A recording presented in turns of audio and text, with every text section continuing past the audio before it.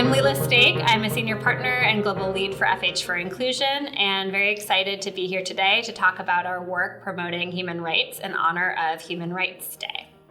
And I'm here with Maritza, Rendon, and Gena, Madow, and I would love to hear a little bit about you, your backgrounds, and why you're passionate about human rights. Yeah, so super excited to be here to take a moment and talk about what we do and what we're passionate about in honor of Human Rights Day.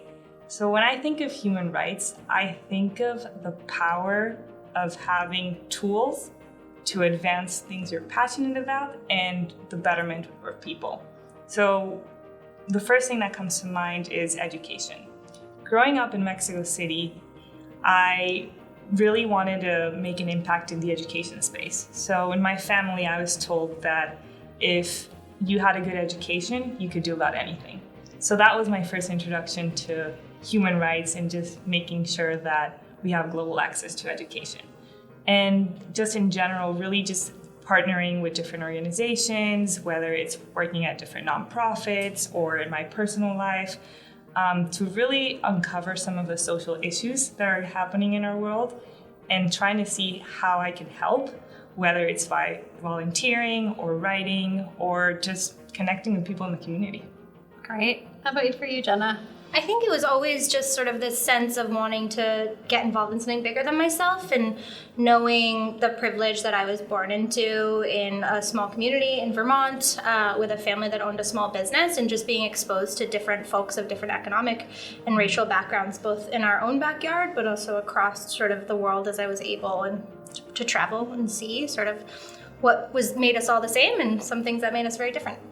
Yeah, for me, I was a Unitarian minister's daughter, so grew up with a strong kind of grounding in social justice. And then on my mom's side of the family, they were Indian and had been part of the independence movement with Gandhi. And so really on both sides of my family, I felt like there was kind of a strong grounding in human rights. And I am really thrilled that I get to continue to work on those issues today. So I would love to hear a little bit more, too, about how you are able to work on human rights at FH. So how does FH provide a platform to work on human rights issues?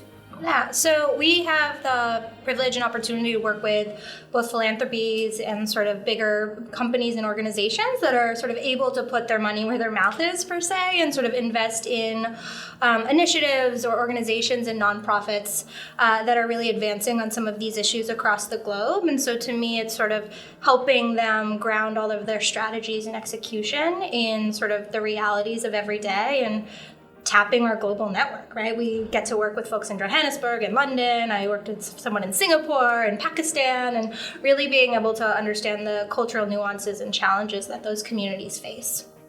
Being a global network, just working with many different people and learning from their cultures, and just having the privilege to work with brands that are really at the forefront of some of the social issues and not being afraid to take a stance. So I feel incredibly grateful to be able to partner with them and help them continue to be brave in a strategic way. I think as we're kind of approaching 2020, it's a really important moment. Some people have probably heard of the Sustainable Development Goals, but I think about that a lot as the kind of roadmap for how we create a sustainable future as a world. And I think the really interesting thing, if you think about human rights, it's not that there's one goal that's related to human rights. It's actually like 90% of the goals are actually grounded in human rights. And so if we think about the huge range of issues that we are working on, and still, of course, there's a lot more work to do, from education to financial inclusion. There's just a huge host of areas that all really ultimately, when you get down to it, are about kind of improving human life.